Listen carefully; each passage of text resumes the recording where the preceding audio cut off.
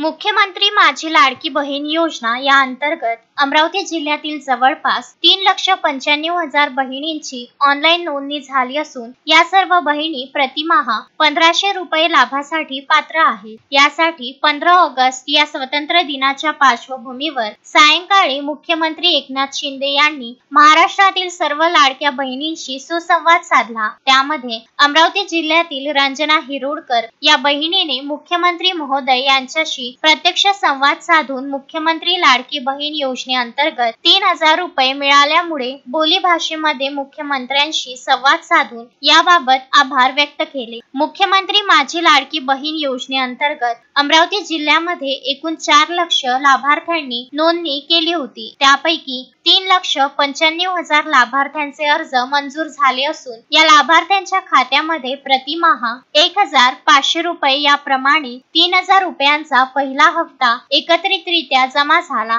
यामुळे जिल्ह्यामध्ये उत्साहाचे वातावरण आहे। महाराष्ट्रातील सर्व लाडक्या बहिणींशी संवाद साधता यावा म्हणून मुंबई येथून मुख्यमंत्री एकनाथ शिंदे यांनी आभासी पद्धतीने सर्व बहिणींशी संवाद साधला। यामध्ये अमरावतीतून रंजना हिरोडकर या लाभार्थी महिलेने मुख्यमंत्री यांच्याशी थेट संवाद साधत आपल्याला या योजनेतून जो निधी मिळाला आहे त्याचा कसा उपयोग करण्यात येणार आहे आणि हा निधी आपल्यासाठी किती उपयुक्त आहे, या योजनेच्या माध्यमातून महिलांचे सक्षमीकरण करण्यास कसे सहाय्य होईल याबाबत मनमोकळेपणे बोलून आपले मनोगत व्यक्त केले। या योजनेमुळे महिलांना कुटुंबासाठी निर्णायक भूमिका घेताना आर्थिक सहाय्य होईल याबाबत सविस्तर संवाद साधला। मुख्यमंत्री यांनीही यावेळी या लाडक्या बहिणींचे कौतुक करत भाऊ म्हणून सदैव बहिणीच्या पाठीशी राहण्याचे आश्वासन दिले। जिल्हाधिकारी कार्यालयात आयोजित करण्यात आलेल्या या कार्यक्रमात निवासी उपजिल्हाधिकारी अनिल भटकर, उपमुख्य कार्यकारी अधिकारी डॉक्टर कैलास घोडके, बाल विकास प्रकल्प अधिकारी नवनाथ धनतोडे,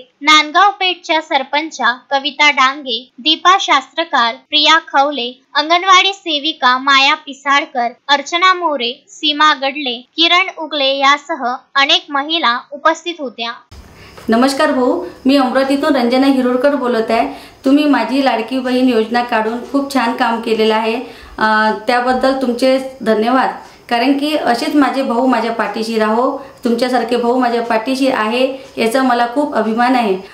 आणि माझी आर्थिक परिस्थिती एवढी हालाकीची आहे, म्हणजे एवढं काही विशेष नाही आहे, पण तरी मला त्या कामात माझ्या मुलांसाठी तुम्ही 1,500 रुपये जे शासनाकडून हे केले पैसे देत आहे मला, त्याचा मी चांगलाच उपयोग करेल। माझ्या मुलांच्या शिक्षणासाठी उपयोग करेल। कारण की जे 1,500 रुपये येतात त्याच्यात तर माझं चालत आहे, पण 1,500 रुपयातले मी 1,000 रुपये मी जमा करन, माझ्या मुलांचं शिक्षण पूर्ण करन।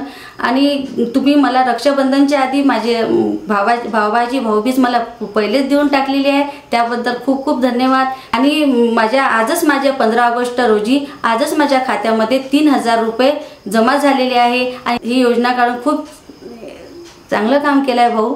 आज मी तुम्हाला भाऊ मानते। आज मला असं वाटते की तुम्ही जर माझ्या प्रत्येकासोबत जर असते तर मी म्हटलं असतं की सगळ्या बहिणीला जमा करून कारण की सांगू की प्रत्येकाची परिस्थिती सारखी नाही आहे, सारखी नाही म्हणजे खूप त्रास आहे सगळ्यांना। पण जे 1,500 रुपये जे देण्यात आलेले आहेत त्या 1,500 रुपयात कुठं ना कुठं काटकसर करून आम्ही ते पैसे ठेवणार आणि मुलांचं पालन पोषण कर्तव्य होतच आहे, पण त्याच्या शिक्षणासाठी हे करणार। तुम्ही खूप छान योजना काढली आहे, शासनाचे मी धन्यवाद मानते।